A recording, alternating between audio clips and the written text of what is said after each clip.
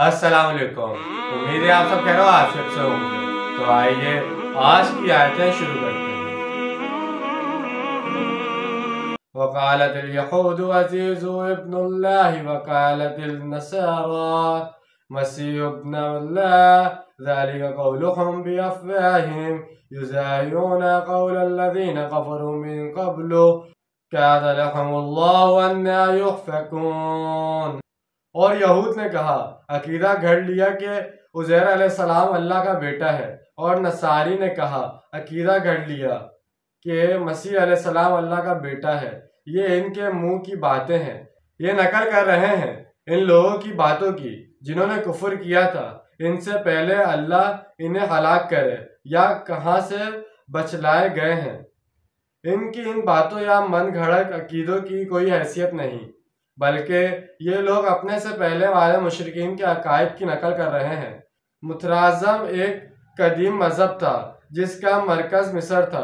इस मज़हब में पहले से यह तसलीस मौजूद थी, यानी खुदा खुदा का बेटा और खुदा इसकी माँ इसीस देवी। ये पहली तसलीस थी जो मिस्र में बनी। फिर जब सनीप पाल ने ईसाइयत की तबलीग शुरू की और इसका दायरा गैर इसराइलियों तक वसी कर दिया, तो अहले मिस्र की नकाली में तसलीस जैसे नज़रियात ईसाइयत में शामिल कर लिए गए ताकि इन नए लोगों को ईसाइयत इख्तियार करने में आसानी हो। चुनाचा ईसाइयत में जो पहली तसलीस शामिल की गई वो यही थी कि खुदा खुदा का बेटा यसू और मरियम मक़दस। तो इन्होंने कदीम मज़ाहिब की नकाली में ये तसलीस ईजाद की थी।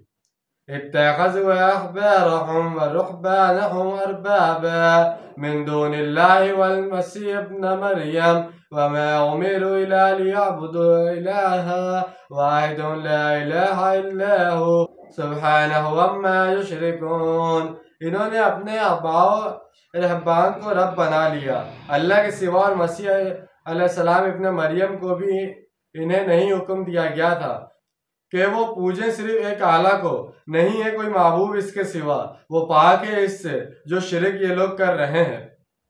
ईसाइयों में दूसरी बड़ी गुमराही ये पैदा हुई थी कि इन्होंने अपने उलमा मसाइल और हज़रत ईसा अलैहिस्सलाम को भी अलूहियत में हिस्सेदार बना लिया था। हज़रत ईसा अलैहिस्सलाम तो इनके यहाँ बाकायदा 3 खुदाओं में से एक थे, और इस हैसियत में वो आप अलैहिस्सलाम की परस्तिश भी करते थे। मगर अहबार और रहबान को रब मानने की कैफियत ज़रा मुख्तलिफ थी। हज़रत अदी बिन हातिम रज़ियल्लाहु अन्हु, जिन्होंने ईसाइयत से इस्लाम कबूल किया था, हज़ूर सल्लल्लाहु अलैहि वसल्लम की खिदमत में हाजिर हुए और इस आयत के बारे में वजाहत की दरख्वास्त की, तो आप सल्लल्लाहु अलैहि वसल्लम ने फरमाया, वो इन अहबार और रहबान की इबादत तो नहीं करते थे, लेकिन जब वो किसी शय को हलाल करार देते तो ये ऐसे हलाल मान लेते, और जब किसी शय को हराम करार देते तो इसे हराम मान लेते। यानी हलाल और हराम के बारे में कानून साजी का हक सिर्फ अल्लाह ताला को हासिल है, और अगर कोई दूसरा इस हक को इस्तेमाल करता है तो गोया वो अल्लाह की अलूहियत में हिस्सेदार बन रहा है, और जो कोई अल्लाह के अलावा किसी का ये हक तस्लीम करता है वो गोया इसे अल्लाह के सिवा अपना रब तस्लीम कर रहा है।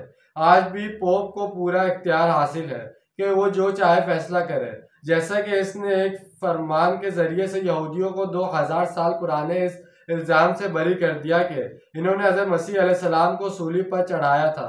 गोया इसे तारीख तक को बदल देने का इख्तियार है।